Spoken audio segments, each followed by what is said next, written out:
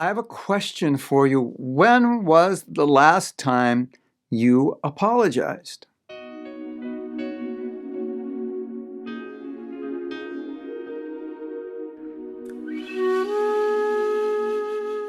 Oh, Prabhu, I can't remember the last time I apologized because I never do anything wrong. And why would I have to apologize if I never do anything wrong? I mean, don't you understand? I mean, like, I'm very sensitive. I'm very kind. I'm very generous. I'm very forgiving. I'm very loving. Like, why would I have to apologize? I mean, practically, I'm perfect. For those of you who think that way, I just want to remind you there is this verse. You've probably heard it. It goes something like this. Trinadapi sunichena. You know that verse. You've heard it, right? Yeah. So what does that verse say? You'll say, but it doesn't say apologize in that verse. Okay, but does it say humble like a blade of grass? Yeah. Does it say respect? Give respect to others. Like if I hurt you, isn't it respectful to apologize? Isn't it a sign of humility that I can recognize I did something wrong? And if you feel you're not actually doing anything wrong, that's a problem.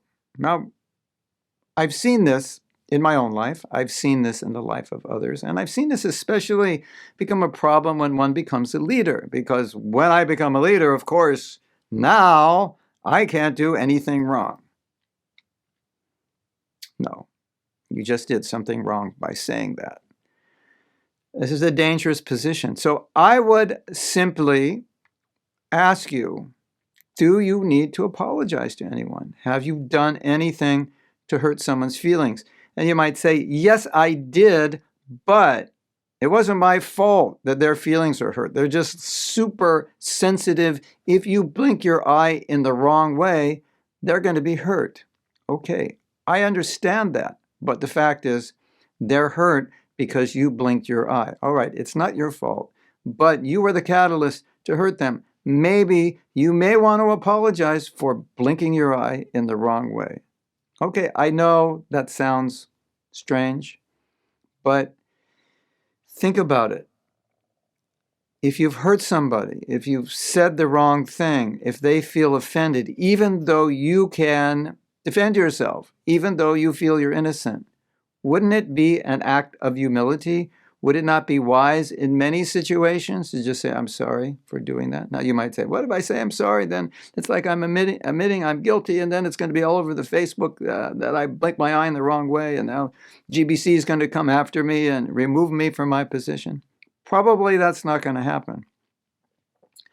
Probably what's going to happen is the person you apologize to will be extremely grateful and extremely happy, and whatever rift or difficulty exists between you, in many cases it will just dissolve by your apology. I have personal experience of that. Sometimes apologies are the most therapeutic words for relationships that can possibly exist. So if relationships are important to you, apologies should also be important to you. And again, I find it strange that maybe we're reluctant to apologize and we talk about humility. I think humility needs to be talked about in more practical terms, because a lot of times it just becomes a philosophical concept which we think we understand because we understand the concept. But in action, there are so many opportunities to practice humility, and we don't put the dots together. And we end up defending ourselves. I'm right, you're wrong. We argue this and that. Won't admit a mistake. You've probably seen it. And then we're talking about humility, and we're not putting it into context. This is a problem, not just with humility, but with the whole philosophy, that we don't read it in practical terms. We read it in conceptual ideas. And we don't relate it to things like this. No, I'm humble. I just didn't apologize. I don't think so. Oh, I'm humble. I'm just not forgiving. They don't deserve it. I don't think that's humility. Yeah, he said I did this wrong, but he's wrong. I don't know if you can call that humility. So these are things which are very, very important to think about, and you can relate it to so many other aspects of Krishna consciousness. Conceptual ideas, put them into practice, understand how they are practiced, break them down, and practice them. Hare Krishna.